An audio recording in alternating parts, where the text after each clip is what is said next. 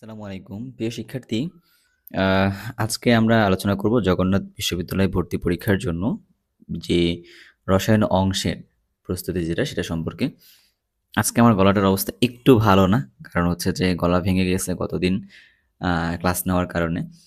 তো তবুও আসলে তোমাদের কয়েকজনের কমেন্ট আসলে দেখেছি আমি আমার ভিডিওতে এবং পোস্টে।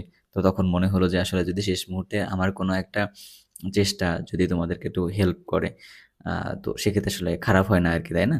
তো এইজন্য হচ্ছে যে শুনতে কেমন লাগছে জানি না। তবুও আসলে চেষ্টা করতেছি যতটুকু পারা যায়। যেহেতু আসলে যে গত যে সিরিজটা করলাম ঢাকা বিশ্ববিদ্যালয়ে ভর্তি পরীক্ষার পূর্বে, তো সেইটা আসলে তোমাদেরকে অনেক বেশি হেল্প করেছে। তোমরা অনেকে বলেছো যে 80 থেকে 90% এর মতো আ ছিল। তো সেটা আসলে হুবহু প্রশ্ন আসে না। তো যের জন্য আমি যেটা কাজ করি, শেষ মুহূর্তের প্রস্তুতি তুমি যার জন্য ভিডিওটা দেখলে, তোমার যে প্রস্তুতিটা আগের থেকে রয়েছে, সেটা যেন একটু strengthen যেন হয় আরকি। তো এইজন্য কাজটা করা। ঠিক আছে? তো চলো কথা না বাড়িয়ে আসলে শুরু করি। তুমি আশা করি ভিডিওটা দেখলেই তোমার শেষ মুহূর্তের প্রস্তুতিটুকু ডান হয়ে যাবে আরকি। আচ্ছা, তো আমি একটু বলে নিই আগে যে আমরা শুধুমাত্র কাজ করতেছি হচ্ছে রসায়ন অংশের যে প্রস্তুতিটা সেইটা নিয়ে আরকি। ঠিক আছে? আচ্ছা। সো এই প্রস্তুতির জন্য আগে কিছু কথা বলে রাখা ভালো। তোমরা এখানে জানো যে তোমাদের পরীক্ষাটার মধ্যে হচ্ছে এমসিকিউ থাকতেছে প্লাস সিকিউ অর্থাৎ রিটেন থাকতেছে, তাই না? তো এমসিকিউ আর রিটেনের জন্য তো আসলে টপিক তো আসলে অনেকগুলো হইতে পারে, তাই না? তো আমি হচ্ছে যে কাজটা করতেছি শেষ মুহূর্তে দেখার জন্য তোমাদের কাছে ইন টোটালি 15 টার মতো টপিক আসলে ভাগ করতেছি। তো কিছু টপিককে আসলে এই ঢাকা বিশ্ববিদ্যালয় ভর্তি পরীক্ষার যে সুপার 30 যে সিরিজটা রয়েছে তো সেখানে রিডিরেক্ট করব। আর কিছু জিনিস আসলে এখানেও আলোচনা করব আরকি। তো চলো তাহলে শুরু করি আরকি। টপিকগুলোর নাম লিখে শুরু করি ফার্স্ট অফ অল। আচ্ছা। সো টপিকগুলোর নাম লেখার জন্য শুরুতে আগে আমি একটু কলমটাকে একটু অ্যাডজাস্ট করে নেই। হ্যাঁ? আচ্ছা। আচ্ছা, ১ম যে আমাদের টপিকগুলো নিয়ে কাজ করব, ধরো যে টপিক ১, ২, ৩, ৪ এভাবে একটু আগাবো। টপিক 1 যেটা সেটা হচ্ছে তোমার কাছে ইলেকট্রন বিন্যাস আরকি। ওকে? আচ্ছা, ইলেকট্রন বিন্যাসটার থেকে এদের বিগত বছর জায়গাতেও প্রশ্ন এসেছে। সো ইলেকট্রন বিন্যাস। ২ নাম্বার টপিকটা যদি লিখি, তো সেটা হচ্ছে তোমাদের কাছে তরঙ্গ দৈর্ঘ্য, তরঙ্গ দৈর্ঘ্য এবং ধরো যে কম্পাঙ্ক নির্ণয় যেটা সেটা। তরঙ্গ দৈর্ঘ্য এবং কম্পাঙ্ক নির্ণয়ের কিছু ব্যাপার-স্যাপার আছে। তো সেটা আরকি ২ নাম্বার চ্যাপ্টার গুণগত রসায়নের সেখান থেকে। ৩ নাম্বারটা হচ্ছে যাব সরাসরি ডি ব্লক মৌল, আমাদের যেটা 3rd চ্যাপ্টারের ব্যাপার-স্যাপার সেটা। ডি ব্লক মৌলের কিছু ধর্ম আছে সেগুলো পড়তে হবে। ৪ নাম্বারে যাব হচ্ছে তোমার কাছে পর্যায়বৃত্ত ধর্ম, পর্যায়বৃত্ত ধর্ম। তো সেই টপিকগুলো তোমাদের কাছে একটু পড়তে হবে। ৫ নাম্বারে যাব হলো তোমাদের কাছে ৪ নাম্বার চ্যাপ্টারের, সেখানে বাফার এর আগে পিএইচ, পিওএইচ নির্ণয় এই পার্টের মধ্যে গিয়ে একটু আলোচনা করা লাগবে। ৬ নাম্বারটা তোমাদের পড়তে হবে হচ্ছে বাফার দ্রবণ নিয়ে আরকি একটু পড়াশোনা করা লাগবে, হ্যাঁ? আচ্ছা, এটা একটা ব্যাপার-স্যাপার। ৬ এর পরে যাব হচ্ছে আমাদের কাছে ৭ নাম্বার টপিকটা। ৭ নাম্বার টপিকটা হচ্ছে এটা আমাদের 3rd চ্যাপ্টারেরই একটা পার্ট, বাট এইটা আসলে আমি একটু পরে লিখেছি। So hybridization, sorry. আচ্ছা, হাইব্রিডাইজেশন, হাইব্রিডাইজেশন, ওকে। আচ্ছা, এরপরে এখানে একটা জিনিস বলে রাখি, সেটা হলো যে অ্যাসিড বেইজের যে সংজ্ঞা যেগুলো রয়েছে, তো এইটা একটু ভালো করে পড়তে হবে। তো ৯ নম্বরে যাব হচ্ছে আমাদের পরিবেশ রসায়নের একটা পার্ট, সেটা হলো আদর্শ গ্যাস অ্যান্ড বাস্তব গ্যাস যে পার্টটা রয়েছে এইটা। আদর্শ গ্যাস ভার্সাস বাস্তব গ্যাস, বাস্তব গ্যাস যে পার্টটা সেটা। ১০ নম্বরে যাব হলো তোমাদের কাছে বেনজিন, জৈব জগৎ থেকে বেনজিনের পার্টটা আরকি, ওকে? তারপরে হচ্ছে ১১ নম্বরে যাব অ্যালডিহাইড কিটোনের পার্টটা। অ্যালডিহাইড প্লাস কিটোনের যে পার্ট রয়েছে তো সেই পার্টটার মধ্যে যাব। জৈব জগৎ থেকে ২ টা টপিকে এখানে আলোচনা করতেছি। ১৩ নম্বরে সরি, অ্যালডিহাইড কিটোনে যাওয়ার পরে আমরা যাব হচ্ছে ১২ নাম্বার টপিকের মধ্যে। সেটা যাবে হচ্ছে ঘনমাত্রা নির্ণয়ের এই পার্টের মধ্যে। ১৩ নম্বর টপিকে যাব হলো রেডক্সের এখানে, অর্থাৎ জারক বিজারকের যে পার্টটা রয়েছে তো এই পার্টটার মধ্যে আলোচনা করব ১৩ নম্বরে গিয়ে। ১৪ নম্বরে গিয়ে আলোচনা করব হলো আমাদের কাছে কোষ বিভব নির্ণয়ের যে পার্টটা রয়েছে সেইটা। কোষ বিভব নির্ণয়ের যে পার্টটা রয়েছে তো সেটা। আর ১৫ নম্বরের মধ্যে কি কিছু নামকরণ, হালকা পাতলা কিছু নামকরণের আলোচনা রয়েছে। সো এই নামকরণটাকে আমি ভাগ করেছি ২ টা ভাগে। তো এটা নিয়ে আলোচনা করব, সমস্যা নেই। সো ইন টোটাল হিসেবে ১৫ টা টপিককে তোমাকে লাস্ট মুহূর্তে দেখতে বলব অ্যান্ড তুমি দেখবা আরকি। ওকে ভাইয়া? আচ্ছা। তো আমরা এক, এক করে টপিকগুলো নিয়ে আলোচনা শুরু করি। ১ম টা হচ্ছে ইলেকট্রন বিন্যাস নিয়ে। তুমি আসলে ইলেকট্রন বিন্যাসে কী কী পড়বে। ওকে, আচ্ছা, তো টপিক এখান থেকে শুরু করতেছি 1। একটা ভিডিওর মধ্যে পুরোটাকে দেওয়ার চেষ্টা করতেছি, ভিডিও আর এখানে আলাদা কিছু করতেছি না, তোমাদের জন্য সময় যেহেতু কম। ঠিক আছে, সো ইলেকট্রন বিন্যাস, এখানে তুমি কী কী পড়বা। ইলেকট্রন বিন্যাসে এখানে তুমি কিছু ব্যতিক্রম ইলেকট্রন বিন্যাস পড়বা, তুমি কিছু ব্যতিক্রম ইলেকট্রন বিন্যাসগুলো পড়বা। সেটা কোথায় কোথায় আছে, ওই যে ক্রোমিয়ামের জন্য হয়, এন হচ্ছে কপারের জন্য হয় আর কি। ঠিক আছে, আমি একটু এইটাকে অ্যানোটেশন যেটা আসতেছে সাজেশন সেটা থেকে চেঞ্জ করে নিলাম আর কি। ওকে, কপারের জন্য, তারপর হচ্ছে ক্রোমিয়ামের জন্য, এগুলোর ক্ষেত্রে এই দুটোর ক্ষেত্রে বেসিক্যালি তোমার জেনে রাখা দরকার আছে আর কি। ঠিক আছে, সো এটার ক্ষেত্রে কোথায় কোথায় কী হয়, এক্ষেত্রে যেটা হয় 4s1 3d5 এরকম একটা ব্যাপার স্যাপার চলে আসে। আর এক্ষেত্রে কি হয় 4s1 3d10 এই ব্যাপারটা এখান থেকে চলে আসতেছে, তাই তো। আচ্ছা, সো এইটা একটু ইম্পর্টেন্ট ব্যাপার স্যাপার, এটা একটু রাখলাম মনে। ইলেকট্রন বিন্যাস তোমাকে করতে বলতে পারে। এর বাইরে এই ইলেকট্রন বিন্যাসের নিয়ম নীতি বলে কিছু জিনিসপত্র আছে, তাই তো। সো ইলেকট্রন বিন্যাস করার কিছু নিয়ম আছে, নিয়মের জন্য কয়েকটা নীতি আছে, কাজ করে আর কি। কি কি সেটা, একটা তোমার কাজ করে হচ্ছে হুন্ডের নীতি, একটা কাজ করে হলো হুন্ডের নীতি। হুন্ডের নীতিটা শুধু কার জন্য কাজ করতেছে, পি, ডি, এফ এই তিনটা যে আমাদের অরবিটাল রয়েছে, তো তাদের জন্য কাজ করতেছে। তো এই জায়গাটায় কিভাবে কাজ করে এটা একটু জানাটা দরকার আছে, তাই না। কিভাবে কাজ করে, এটা তো হচ্ছে সবগুলো তো একটা একটা করে বিজোড় অবস্থায় যায় আগে আর কি, বিজোড় অবস্থায় যায় and সেটা একমুখী হয়ে যায় আর কি, এটাকে মাথায় রাখতে হবে এরকম, তারপরে গিয়ে সেটা পূর্ণ হয়। এরকম কথাগুলোকে একটু আমার মনে রাখতে হবে আর কি, রাখলাম। 2 নাম্বার যেটা কাজ করতে হবে এখান থেকে, সেটা হলো আউফ বাউ নীতি আর কি, তাই তো। আউফ বাউ নীতি, আউফ বাউ নীতি, এই নীতিতে কী বলছে বলো তো, ওই n+l ফর্মুলা, হ্যাঁ n+l ফর্মুলা এইটাকে মেনটেন করতে হয়। এটা মেনটেন করা মানে যার n+n এর মানটা হচ্ছে কম সেখানে আগে ইলেকট্রন যাবে। যেমন তুমি চিন্তা করো 3d আর হচ্ছে 4s, এখানে n এর মান হলো 3, n+ এর অনুযায়ী 3 + 2, ডি এর মান হচ্ছে 2, তাহলে বসাইলাম, তাহলে আসলো কত এখানে 5। তাহলে 4-এর এখানে কি হলো, n+n এর মান, n এর মান হলো 4 + 0, অর্থাৎ কত হলো 4। তাহলে কোথায় আগে ইলেকট্রন যাবে, আগে ইলেকট্রন যাবে হচ্ছে 4s এ, তারপর যাবে হচ্ছে 3d-তে, এরকম একটা ব্যাপার স্যাপার। তাহলে দুইটা তুমি দেখলা এখান থেকে নিয়ম। এরপরে কি আছে বলো তো, আলোচনা করতে হবে আমাদের কাছে 3 নাম্বারটা, আর তোমাদের কাছে আলোচনা করতে হবে হচ্ছে পলির বর্জন নীতি আর কি, আলোচনা করতে হবে পলির বর্জন নীতি। পলির বর্জন নীতিতে কি আলোচনা করার মতো আছে বলো তো, এখানে আছে যে বলছে 1 to 4 এরকম টাইপের একটা ব্যাপার স্যাপার, যে কোনো একটি পরমাণুতে, একটি পরমাণুতে কয়টা ইলেকট্রনের, একটি পরমাণুতে 2টি ইলেকট্রনের, যে কোনো 2টি ইলেকট্রনের 4টি কোয়ান্টাম সংখ্যার মান সমান হবে না। 4টি কোয়ান্টাম সংখ্যার মান কি হবে না বলতো, একই হবে না, এটা, তাই তো। সো এটাকে দিয়ে তুমি কিভাবে আসলে যদি বলে রিটার্নে চলে আসতে পারে এটা আবার, তো তখন তুমি কীভাবে এটাকে অ্যাড্রেস করলাম, তখন তুমি ধরো যে কোনো একটা নিলা, ধরো তুমি নিলা হচ্ছে যে ধরো আমরা ইয়ে নিলাম, হিলিয়াম নিলাম, হিলিয়ামের ক্ষেত্রে কয়টা আছে, 1s2 আছে, তাই না। এর ক্ষেত্রে ফার্স্ট ইলেকট্রনের জন্য আমরা কি করব, n l m s 4টা মান, আর যদি আমরা এই সেকেন্ড ইলেকট্রনের জন্য 4টা মান আসবে। ফার্স্ট ইলেকট্রনের জন্য কত হবে 1, আর এস এর জন্য কত হয়, এস এর জন্য হয় হচ্ছে 0, এম এর জন্য কত হবে 0, এস এর জন্য হবে হচ্ছে +½ এটা কত হবে 1 0 0 -½ মানে সেকেন্ড ইলেকট্রনের জন্য আমরা -½ ধরে নিছি। তার মানে এই যে খেয়াল করে দেখতেছি যে শেষের ইলেকট্রনটার জন্য, হ্যাঁ মানে প্রথম এবং দ্বিতীয় ইলেকট্রনের জন্য কি হলো, যে 3টা সমান থাকা সত্ত্বেও বাট একটা হচ্ছে অভিন্ন হয়েছে আর কি, এটাই বলছে পলিবর্জন নীতি। সো 3টা নীতিকে ভালো করে মনে রাখতে হবে। তো আমার মনে হয় ইলেকট্রন বিন্যাসের এখানে যে ব্যতিক্রম ইলেকট্রন বিন্যাস আর হচ্ছে যে ইলেকট্রন বিন্যাসের নীতি যেগুলো আছে, এতটুকু তুমি যদি দেখে রাখতে পারো তো তোমার জন্য একটা এক্সট্রা অ্যাডভান্টেজ দিবে আর কি। আশা করি ব্যাপারটা তুমি এখন বুঝতে পারছো আর কি। ওকে, আচ্ছা, এবার তুমি যাচ্ছ হচ্ছে টপিক 2-তে। এবার তুমি যাচ্ছ হচ্ছে কোথায়, তুমি যাচ্ছ টপিক 2-তে। টপিক 2-তে কী নিয়ে যেন আলোচনা করেছি বলো তো, বলেছিলাম হচ্ছে কম্পাঙ্ক, তাই না, ল্যামডা আর এফ।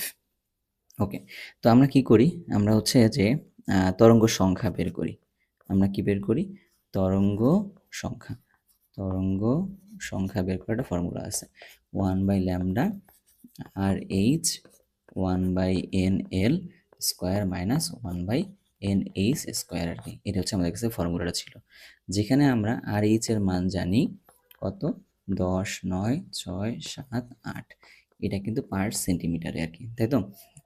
আচ্ছা, এখানে যে আমরা হিসাব নিকাশ যদি করি, ধরো যে আমরা তোমাকে এটা অলরেডি তুমি জানো যদিও, এটা ধরো যে প্রথম কক্ষপথ, এটা ধরো যে দ্বিতীয় কক্ষপথ, এটা ধরো যে তৃতীয় কক্ষপথ, এরকমভাবে ধর লিখছি আর কি। তাহলে যদি এই নিচের যে কক্ষপথটা হয়, নিচের কক্ষপথটাকে বলা হয় এন-এল বলে আর কি। কি বলে নিচের কক্ষপথটাকে? নিচের কক্ষপথটাকেই বলে এন-এল। নিচের কক্ষপথকেই বলে এন-এল। আর যেখান থেকে আসতেছে ওটাকে বলতেছে এন-এইচ। ব্যাপারটা কিন্তু এমনটা না, সর্ব উপরেরটাকে এন-এইচ, ব্যাপারটা এরকমটা না। যেখান থেকে আসতেছে সেটার নাম হচ্ছে এন-এইচ। এখান থেকে আসলে তখন কি হইলো? এন-এইচটা হচ্ছে উপরেরটা। তাহলে যদি বলি এটা ১ নাম্বার, ২ নাম্বার, ৩ নাম্বার। এই ক্ষেত্রে এন-এইচ এর মান কত? এন-এইচ এর মান হচ্ছে ৩। এন-এল এর মান কত? এন-এল এর মান হচ্ছে 1। তখন তুমি যদি ফর্মুলা যদি বসায় দাও, তুমি যদি আর এর মান যদি বসায় দাও, তাহলে তুমি কি পাবা? তখন তুমি এখান থেকে ল্যামডা পাবা আর কি। তো এই ল্যামডাটা এখান থেকে বের করতে বলতে পারে, যে ক্ষেত্রে ল্যামডা কত, ঠিক আছে? আচ্ছা, এর বাইরে এখান থেকে হচ্ছে এফ বের করতে বলতে পারে। এফ মানে হচ্ছে কি? কম্পাঙ্ক। তো এফ বের করার জন্য তুমি কি করতে পারো? তুমি একবারে সব বসাই দিয়ে করতে পারো, অথবা তুমি ফর্মুলাটা ইউজ করতে, সি সমান কি জানো? এফ এফ ল্যামডা, তাই না? আচ্ছা, তো তখন তুমি কি করতে পারবা? যে এখান থেকে এফ বের করতে পারবা, যে এফ কীভাবে বের করে? C divided by lambda. So তুমি হচ্ছে যে আলোর বেগকে তুমি যদি ল্যামডা দিয়ে ভাগ দাও, তখন তুমি চাইলে এফ কম্পাঙ্ক বের করতে পারবা আর কি। বুঝতে পারছো ব্যাপারটা? সো এখান থেকে তোমাকে চাইলে বের করতে বলতে পারে আর কি। ঠিক আছে? সো এটা হচ্ছে জাস্ট ফর্মুলাটুকু। এই ফর্মুলাগুলো তোমাকে একটু জানলেই হবে যে কোনটা উপর থেকে আসছে, কোনটা নিচ থেকে আসছে। তবে এখানে ছোট্ট একটু কথা আছে, যে কথাটার কারণে একটু হালকা মারপ্যাচ লাগে। সেটা কোথায়? ধরো আমরা কয়েকটা কক্ষপথে ভাগ করছি এগুলারে, ধরো ভাগ করছি এরকম। তো আমি তোমাকে বলতেছি এটা হলো ১ নাম্বার, এটা হচ্ছে ২ নাম্বার, এটা ৩ নাম্বার, ৪ নাম্বার, ৫ নাম্বার, ৬ নাম্বার। কি হলো ব্যাপারটা? ব্যাপারটা হচ্ছে এরকম যে আমি ধরলাম ৬ নাম্বার থেকে একটা ইলেকট্রন এসে ২ নাম্বার কক্ষপথে পড়ছে। ৬ থেকে ২ এ কিন্তু পড়ছে আরকি, তাই তো? তো ২ টা হলো আমাদের কাছে কি এখন? এন-এল, তাই তো? ৬ থেকে পড়ছে যেটা সেটা হলো এন-এইচ। আচ্ছা, এখন এল এর মধ্যে পড়ার জন্য কোত্থেকে আসতে পারে? ৬ থেকে আসতে পারে, তারপরে তোমার কাছে কোত্থেকে আসতে পারে বলো তো? তোমার কাছে ৫ থেকে আসতে পারে, তোমার কাছে ৪ থেকে আসতে পারে, তোমার কাছে হচ্ছে যে ৩ থেকে আসতে পারে। এই এতটুকুই তো, তাই তো? এর তো মাঝখানে কোনো কক্ষপথ আমার কাছে নাই। তাহলে ব্যাপারটা কি হইলো? যে এখানে আমরা দেখতে পাচ্ছি ৬ নাম্বার থেকে ২ এ যখন আসতেছে, ৬ থেকে যখন ২ এ আসতেছে তখন ৪ টা লাইন দেখতেছি আরকি। তাই না? আচ্ছা, তো এই লাইনগুলোর একটা স্পেসিফিক নাম আছে যেখান থেকে তোমাকে এদেরকে কল করতে পারে আরকি। কিরকম? এইটা ১ম টাকে বলতেছে ফার্স্ট লাইন, পরেরটাকে বলতেছে সেকেন্ড লাইন, পরেরটাকে বলতেছে থার্ড লাইন, তারপরেরটাকে বলতেছে ফোর্থ লাইন। এরকম কিন্তু।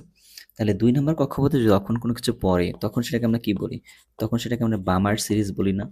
তখন সেটাকে আমরা কি বলি? বামার সিরিজ বলি না? আচ্ছা, বামার সিরিজের জন্য দেখো, তোমাকে বলতে পারি এরকম ফার্স্ট লাইনের জন্য কত। হ্যাঁ, যদি তোমাকে ফার্স্ট লাইন বলে, তখন এন এল কত, এন এইচ কত আর কি, এই ব্যাপারগুলোকে মনে রাখতে হবে। এন এল হচ্ছে 2, এন এইচ তখন কিন্তু 3। যদি তোমাকে বলে থার্ড লাইন, যদি তোমাকে বলে থার্ড লাইন যদি বলে থার্ড লাইন যদি বলে থার্ড লাইন মানে কি? N L still 2, but third লাইনের জন্য কত আসছে কোত্থেকে দেখো তো? এই যে ৫ থেকে আসছে ২, তখন কিন্তু আসলো ৫। ঠিক আছে? যদি তোমাকে বলে ফোর্থ লাইন, ফোর্থ লাইনের জন্য তাহলে কত হবে? ২ আসছে কোথা থেকে? ৬ থেকে। তাহলে যখন তোমাকে লাইন বলতেছে, বি কেয়ারফুল অ্যাবাউট দিস, হ্যাঁ? তো লাইন যখন বলতেছে তখন মাথায় রাখতে হবে যে কোথা থেকে সে আসতেছে। ব্যাপারটা হলো এরকম। ঠিক আছে? যদি সে ২ নাম্বারে আসে, তাহলে সেখান থেকে তার উপরে ইমিডিয়েট উপরটা হচ্ছে ফার্স্ট লাইন, তার উপরটা সেকেন্ড লাইন, তার উপরটা থার্ড লাইন, তার উপরটা ফোর্থ লাইন, এভাবে করে যাবে আর কি। সো এই জন্য এনএইচ আর এনএল বের করাটাই হচ্ছে এখানে একটা সবচেয়ে বড় চ্যালেঞ্জিং ইস্যুস। আই গেস তোমরা এটা এখন বুঝতে পারছো, অ্যান্ড এই জায়গায় তোমরা আসলে ভালোভাবে হচ্ছে যে এটাকে অ্যান্সার করে আসতে পারবে আর কি। তাহলে গেল। তাহলে আমরা আলোচনা করলাম কয়টা টপিক? আমরা আলোচনা করলাম এ পর্যায়ে এসে ২টা টপিক আলোচনা করছি। একটা হলো কোনটা? ইলেকট্রো বিন্যাস, একটা আলোচনা তরঙ্গ দৈর্ঘ্য কম্পাঙ্কের এই পার্টটার মধ্যে আর কি। এবার হচ্ছে ডি ব্লকের মধ্যে। ডি ব্লকের মধ্যে খুব বেশি আলোচনা করব না। তোমাকে হচ্ছে ওই আগের ভিডিওগুলোতে একটু রিডিটেট করবো এই জায়গাটায়। কারণ আগে এটা নিয়ে আলোচনা করা হয়েছে। সো টপিক 3 তে যখন যাচ্ছি, টপিক 3 তে যাওয়ার আগে একটু তোমাকে হেডস আপ দিই যে তুমি এই জায়গায় কি পড়বা। ঠিক আছে? ডি ব্লক মৌল, ডি ব্লক মৌল। ডি ব্লক মৌলের এখান থেকে তুমি কয়েকটা জিনিস পড়বা। ১, রঙিন দেখানোর ক্রিয়াকৌশল। রঙিন রঙিন কোনো একটা যৌগ রঙিন দেখার কৌশল, রঙিন কিভাবে দেখায় আর কি, ঠিক আছে? এই কৌশলটা। আবার ডি ব্লক মৌল এখান থেকে তুমি কি পড়বা, যে এদের হাইব্রিডাইজেশনটা পড়তে হবে আর কি, এদের হাইব্রিডাইজেশন বা সংকরায়ন যেটা আছে এটা পড়তে হবে। ডি ব্লক মৌলের এখান থেকে তুমি কি পড়তে হবে, চৌম্বকত্ব ব্যাপারটা যেটা আছে এটা পড়তে হবে আর কি, চৌম্বকত্ব যেটা আছে সেটা। আর আরেকটা জিনিস, এদের জটিল যৌগের আকার, এদের জটিল যৌগের আকার, জটিল যৌগের আকার, ঠিক আছে। এই 4টা জিনিস তোমাদের হচ্ছে পড়া দরকার। তবে আমি একটু বেসিক আইডিয়া দিই, তুমি তো ওখান থেকে ভিডিওগুলো যদি দেখে থাকো আগেরগুলো তাহলে তো ভালো, আর এখান থেকে কিছুটা আইডিয়া নিয়ে যাও। যেমন ধরো তোমাকে দিলাম Fe, তোমাকে দিলাম হচ্ছে H2O, সাথে দিলাম 6টা, এটা দিলাম হচ্ছে 2+, ঠিক আছে। আবার তোমরা দিলাম FeCN6, এখানে দিলাম হচ্ছে তোমার কাছে 3+, ঠিক আছে, 3 মাইনাস, সরি এটা 3-। এখন এই দুটো যৌগের ক্ষেত্রে তোমাকে কি বলছে, চৌম্বকত্ব এগুলোর মধ্যে আছে কি নাই এরকম ব্যাপার স্যাপারগুলোর মধ্যে আছে, হাইব্রিডাইজেশন বলতেছে, আকার বলতেছে, সব কিছুই আর কি। এখন আসো ঘটনার মধ্যে আমরা দেখি এখানকার মধ্যে H2O কেমন। H2O হচ্ছে একটা উইক লিগ্যান্ড, একটা উইক লিগ্যান্ড। Cn মাইনাস কি একটা, এটা একটা স্ট্রং লিগ্যান্ড, এটা একটা স্ট্রং লিগ্যান্ড, ঠিক আছে। আচ্ছা, আগে কি বলছিলাম, যদি তোমার কাছে 5 হয় লিগ্যান্ডের সংখ্যা তখন হাইব্রিডেশন কত হবে, sp3d, যদি 6 হয় সেটা কি হবে, sp3d2, এরকম টাইপের না ব্যাপারটা। আচ্ছা, তবে এটা কখন, সেটা হচ্ছে যখন স্ট্রং লিগ্যান্ড থাকে আর যখন এটা উইক লিগ্যান্ড থাকে আর কি। ডিটা পরে কখন, যখন উইক থাকে তখন। তাহলে এখানে 6 আছে, তাহলে কত হবে, এটার জন্য আমরা বলতে পারি এর হাইব্রিডাইজেশন কত হবে, sp3d2, ঠিক আছে। বাট ওইখানেও তো 6 আছে, তো যখনই যেটা স্ট্রং হবে তখন হাইব্রিডেশন তার কত, ডিটা আগে আসবে, d2sp3। তাহলে হাইব্রিডেশনটা বুঝলাম, কি বলছে ঘটনাটা বলো, স্ট্রং লিগ্যান্ড যদি থাকে তখন ডিটা আগে, যদি উইক লিগ্যান্ড থাকে তাহলে ডিটা কোথায়, ডিটা হচ্ছে পরে, গেল। আচ্ছা, এবার তাহলে যাচ্ছে কোথায়, এদের আকারের ক্ষেত্রে হাইব্রিডাইজেশন যদি এই 6 হয়, sp3d2 হোক বা d2sp3 হোক, তো তখন এইটা হাইব্রিডাইজেশনটা হয় কেমন, অক্টাহেড্রাল টাইপের হয় আর কি। তো এটাও অক্টাহেড্রাল আর ওইটাও আসলে অক্টাহেড্রাল, দুটো আসলে সেম, ঠিক আছে, ব্যাপারটা কোনো প্রবলেম নেই। আচ্ছা, তার মানে এই উইক লিগ্যান্ড থাকুক স্ট্রং লিগ্যান্ড থাকুক, হাইব্রিডাইজেশনের মধ্যে চেঞ্জ থাকে ডিটার পজিশন নিয়ে, কিন্তু ওদের শেপের ক্ষেত্রে পজিশন ঝামেলা থাকে না আর কি। বুঝলাম ব্যাপারটা, ওকে। এরপরের পার্টের মধ্যে আসো, তাহলে এদের মধ্যে তো চৌম্বকত্ব লাগবে তাই না, চৌম্বকত্ব লাগবে, চৌম্বকত্ব ব্যাপারটা তাহলে কেমন হবে বলো তো, চৌম্বকত্ব, চৌম্বকত্ব ব্যাপারটা কীরকম, যদি উইক লিগ্যান্ড থাকে, কি বললাম, উইক লিগ্যান্ড যদি থাকে তাহলে সে জোড়া বানাইতে পারে না আর কি, উইক লিগ্যান্ড কি করতে পারে না, জোড়া বানাইতে পারে না, তাহলে বিজোড় ইলেকট্রন থাকে। তাহলে এই জায়গায় আমি বললাম যদি উইক লিগ্যান্ড যেহেতু আছে তাহলে এখানে বিজোড় ইলেকট্রন আছে, ঠিক আছে। এখন যখনই তোমাকে বলছে একটা স্ট্রং লিগ্যান্ড আছে, তার মানে সে জোড়া বানাইতে পারে, সে জোড়া বানাইতে পারে, ঠিক আছে। ব্যাপারটা ভালো করে বুঝছো কিন্তু একটা পার্টের মধ্যে জোড়া ইলেকট্রন থাকে। তবে আমরা কিন্তু এই জায়গাটা আসবো, আগে বলতেছি বিজোড় ইলেকট্রন যদি কোথাও থাকে তার মানে সেটা কেমন হবে, সেটা হবে হচ্ছে প্যারাম্যাগনেটিক, সেটা হবে প্যারাম্যাগনেটিক। বাট জোড়া ইলেকট্রন তাহলে সেটা কি হয়, ডায়াম্যাগনেটিক হয়, ওকে। কিন্তু এই জায়গায় আমরা একটু দেখি, যদি তুমি দেখো স্ট্রং লিগ্যান্ড আছে তো তখন একটা পার্ট ভালো করে একটু খেয়াল করবা, হ্যাঁ। আগে দেখবা এখানে আয়রনের জারণ মান কত, আয়রনের জারণ মান এখানে কত, +3, ঠিক আছে। তো +3 থাকার কারণে এই আয়রনের মধ্যে ইলেকট্রন কয়টা আছে, 3d5, 5টাকে তুমি যদি জোড়া বানাও তাহলে কয়টা জোড়া হবে, 2টা জোড়া হবে, স্টিল তাহলে কি একটা বাকি আছে, তাহলে একটা বিজোড়, তাহলে জোড়া ইলেকট্রন আছে বাট কয়টা জোড়া, 2টা, বাট বিজোড় ইলেকট্রনও এখানে আছে, বিজোড় ইলেকট্রনও আছে কয়টা, একটা, এই জন্য এটাও তাহলে কি হবে, এটা হবে হচ্ছে প্যারাম্যাগনেটিক আর কি, বুঝলাম। তাহলে বিজোড় ইলেকট্রন থাকলেই সেটা কি প্যারাম্যাগনেটিক, আর যদি জোড় ইলেকট্রন থাকে সেটা তাহলে কি হবে, ডায়াম্যাগনেটিক আর কি, বুঝলাম ব্যাপারটা ভাইয়া, ওকে। তাহলে টপিক কয়টা পড়লাম আমরা, টপিক পড়লাম আমরা এই পর্যায়ে হইলো 3টা, ঠিক আছে। ওকে, আহ এরপরে হচ্ছে চৌম্বক পর্যায়বৃত্ত ধর্ম যেটা আছে, এই জায়গায় তোমার কাছে ওই যে আয়নীকরণ শক্তি, তারপরে হচ্ছে ইলেকট্রন আসক্তি, তারপরে তোমার কাছে এই জায়গাটায় আকার, এই পার্টগুলো তোমাকে পড়তে হবে আর কি। তো আমি এই জায়গাটায় ওই আগের ভিডিওটাকে তোমাকে রিডিরেক্ট করলাম, একটু তুমি ওই ঢাবের যে সুপার 30 টপিক আছে সেখান থেকে পড়বা। তবে এখান থেকে এই আয়নীকরণ শক্তির পার্টটা মনে রাখার মতো, নাইট্রোজেন, অক্সিজেন, ফ্লোরিনের মধ্যে কোনটার আয়নীকরণ শক্তির মানটা বেশি? কোনটার বেশি হবে? ফ্লোরিন বেশি হবে, তারপর নাইট্রোজেন, তারপর অক্সিজেন। কেন? কারণ নাইট্রোজেনের P3 থাকে, অক্সিজেনের ক্ষেত্রে P4 থাকে।